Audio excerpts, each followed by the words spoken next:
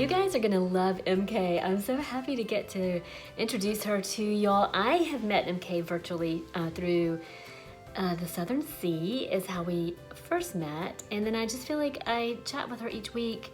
We do all kinds of fun things together, sometimes on Instagram and on my website. And I invited her to be a guest of the Supper Club because I always joke with her, she's like everybody's best friend. MK is awesome with cocktails and appetizers. I mean, who wouldn't want her to come to their party? So MK is, her website is called In the Curious Kitchen, and she is in Kentucky, and she deals with bourbon and appetizers mostly. She has a big variety of things that she does, but her focus becomes cocktails, and being from Kentucky, a lot of times it's bourbon. So we are going to talk a little bit about one of her favorite bourbon drinks, and she's going to teach us how to make an old fashioned, and I cannot wait for you guys to meet her. So thank you so much, MK, and I can't wait to see everybody back at the Supper Club soon. Hello, MK. Hey, Lydia, how's it going? Just fine. I'm so glad to see you today. You look beautiful with all the Christmas in the background. Thank you. You look beautiful as always, too. Well, it's so fun. Last time I did a video, I think I had my Christmas tree just getting started. So it was just doing it. And then my kids have taken over. My daughter has taken over my office. Yep. So I never know what's going to be in the background. So well, I positioned my camera so you can see my tree. I love it. It's in the living room, and you can see our nativity set right here. I love that. So pretty.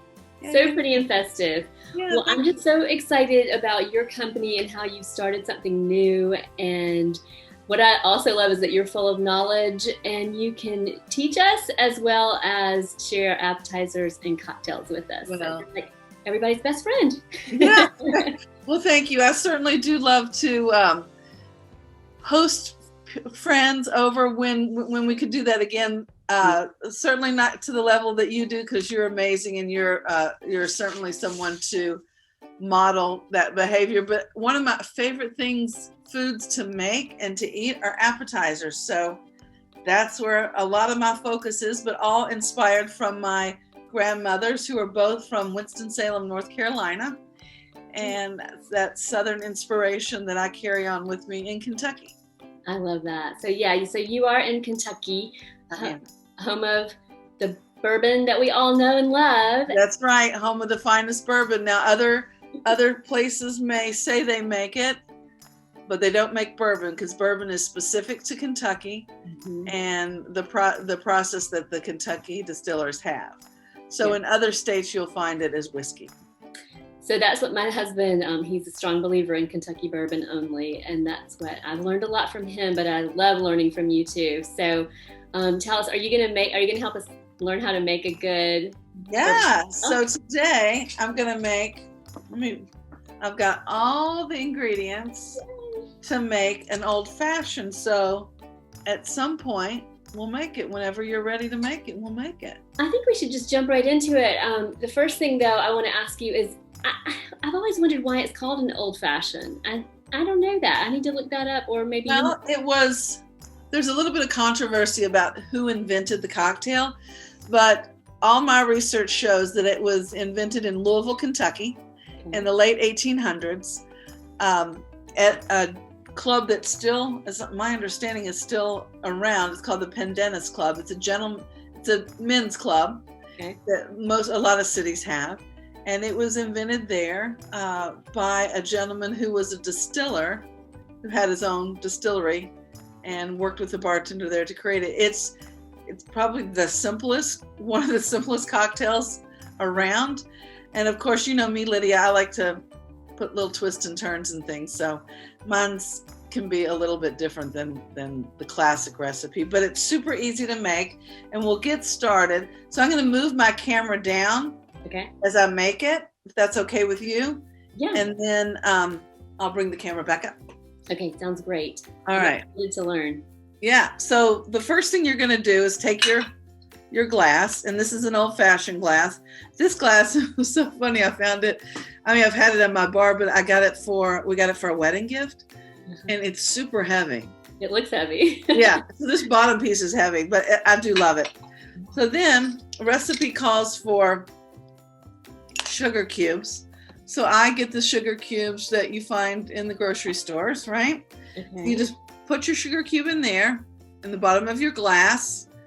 And then you're going to take bitters, which is an herbal and botanical mixture that is cured over many, many days. And I'll tell you a little bit more about this. This is actually a bitters that I made. It's orange bitters, and it took over 21 days to make.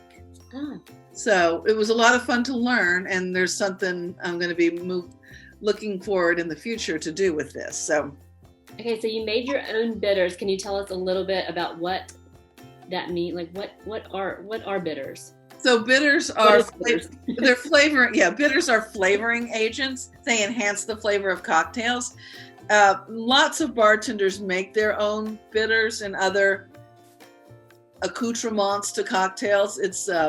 But this is a combination of a clear spirit with orange rind in it, and then bourbon that has spices like cinnamon bark, star anise.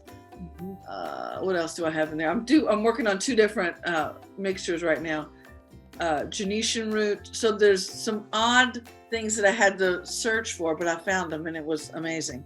We have an amazing market in Cincinnati, which is right across the river from me, and there's a vendor there that carries all kinds of things. So, okay.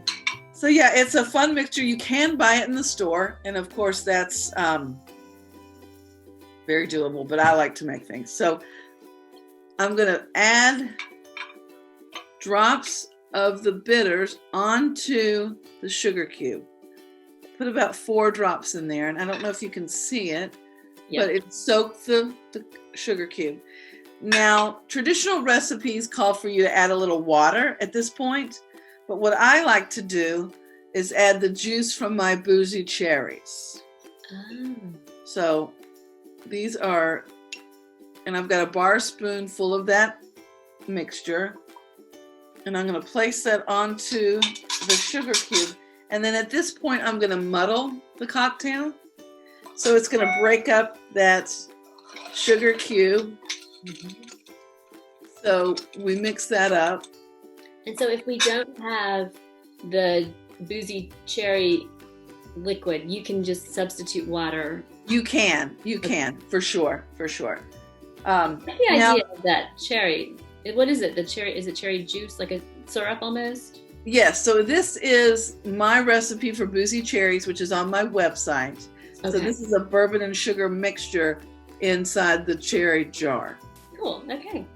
So, and at this point, we're then going to take our Kentucky bourbon. I hate that y'all can't see my face, but I want you to see what I'm doing. So I'm going to pour 2 ounces into my little shot glass, into the old-fashioned glass. I'm going to take my bar spoon. But first thing I'm going to do is grab a piece of ice. Now, I like to use these large cubes because they melt slower. Right. And then we're going to stir to chill the mixture. So I really like the large ice cubes, and I feel like those are so, they're very trendy right now. They are very trendy. And I have a little silicone ice cube tray that makes 6 at a time. Okay.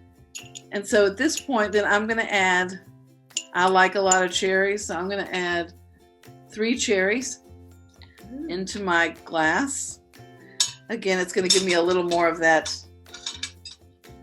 cherry juice. And then take an orange rind, twist, and then just twist over it so a little bit of that orange essence pops out.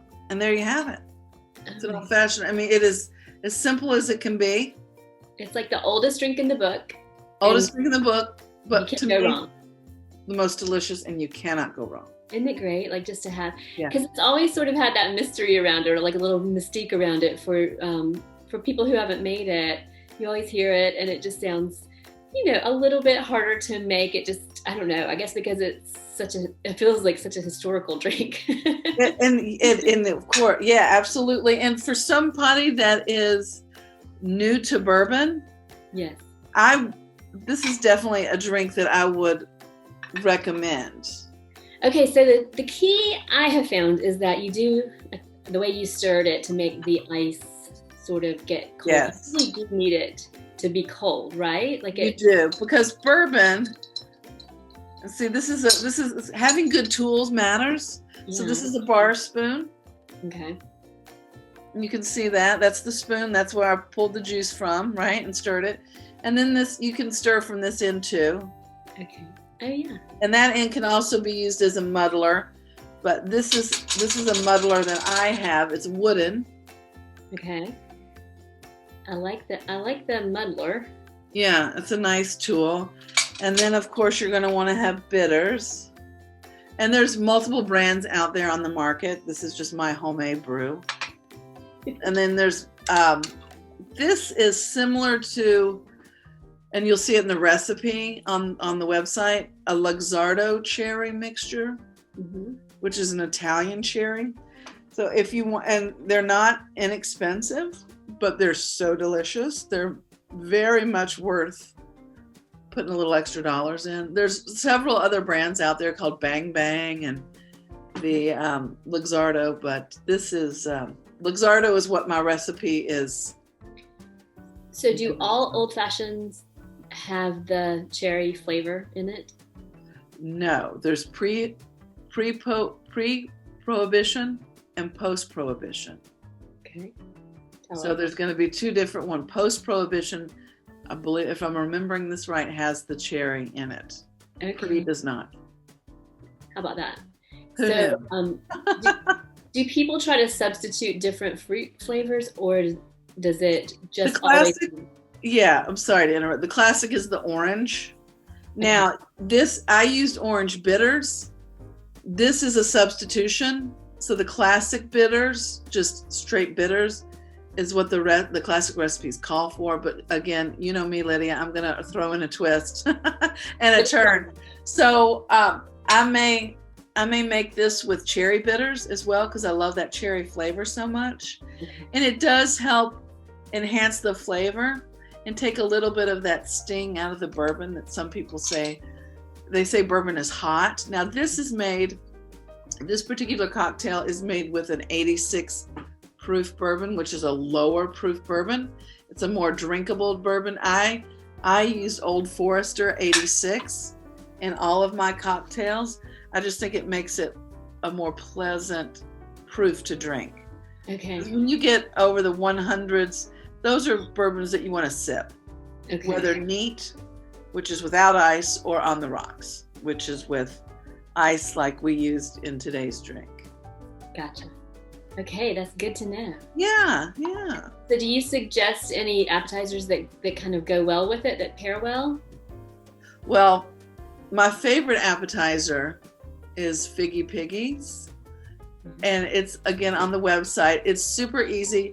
It calls for crescent rolls, which you can find at the grocery store, Little Smokies, fig jam, which you can find in the cheese shops, typically in the cheese sections, and some grated Parmesan cheese. Super easy, super delicious. You would take that roll of crescent rolls and how they come in triangles, and then the two triangles create a rectangle. Yeah. Take that rectangle, pierce it, not pierce it, but squish the pierced sections together, create the rectangle, put a little flour on it, roll it so it makes it a little bit larger, cut it into strips, place the fig jam on top of it, sprinkle the Parmesan cheese, then cut it into strips and roll your little smoky into it like a pig's in a blanket. Yeah. Put it on a baking sheet with parchment paper. Bake at 350 degrees for approximately 15 minutes. Everybody's oven is a little different. Right. And you have, before you put it in the oven, do an egg wash and poppy seeds on it just for decoration and make it beautiful and golden. And you will have the tastiest combination. Okay, that sounds like a New Year's Eve party, just like for one or two right there. Well, I always have in our refrigerator or freezer, because I freeze the Little Smokies if I decide not to make an entire a tray of them, but they freeze beautifully. I always have little smokies on hand. And if you want to be more adventurous and want a more flaky crust, I often make them with puff pastry. Gotcha. Same concept. Roll it out to loosen it up a little bit. You put your jam, your Parmesan cheese, cut it into smaller strips because you've got a longer piece, right? So you may cut it in half, shorter strips. Bake it the same amount of time. You're just going to get a flakier crust. That's the difference. But I wrote, not everybody not that they don't have access to it. Not all grocery stores carry it. So I did the crescent rolls as part of the recipe. Well, I think that's great because my kids love crescent rolls and they love pigs in a blanket. So I like it because it can be very adult and pleases the whole family. So I'm going to put that on my list for New Year's. So I can make it and we'll have like a little celebration, and then I'll try out these. I'm going to work on my bitters and see what I can find around here. But tell me again, if like I know we talked a little bit about is it called Angostura? Yeah, that's the classic. So I'm going to say that. Is that a good idea? Findman's is another brand. I think Findman's is another brand, but your local spirit store will have it. Okay. And there's another brand called Buttermilk, I think, that's come out with some. And like I said, I'm developing something here. I'm doing some testing to see what happins with that. But there's some great brands out there, small craft brands. Okay. Which give you some varying flavors. I've got a recipe I'm going to make for lavender bitters, chocolate bitters. How fun. We have a lot to look forward to coming. Yeah, we do. Yeah. Kitchen. I'm going to be busy in my little lab, my kitchen lab. How fun. Well, I'm so thankful you shared it with us. I can't thank you enough. Oh, you're so welcome. For sharing your little tips and secrets. And I look forward to 2021 with you and seeing what all you make. Well, I'm excited for the new year, as I know you are. Yes. And we just keep doing what we do, Lydia, and we're gonna be okay. That's right. And cheers to all the goodness of 2020 that we can find. Yeah. And 2021 coming through. Yeah. So, thank you so much for having me. Thank you, MK. And we will find you at In the Curious Kitchen. We're all going to go look it up now and find That's right. So thank you and good luck, and we'll talk to you soon. Thanks. Merry Christmas. Thank you. Merry Christmas and Happy New Year. Bye.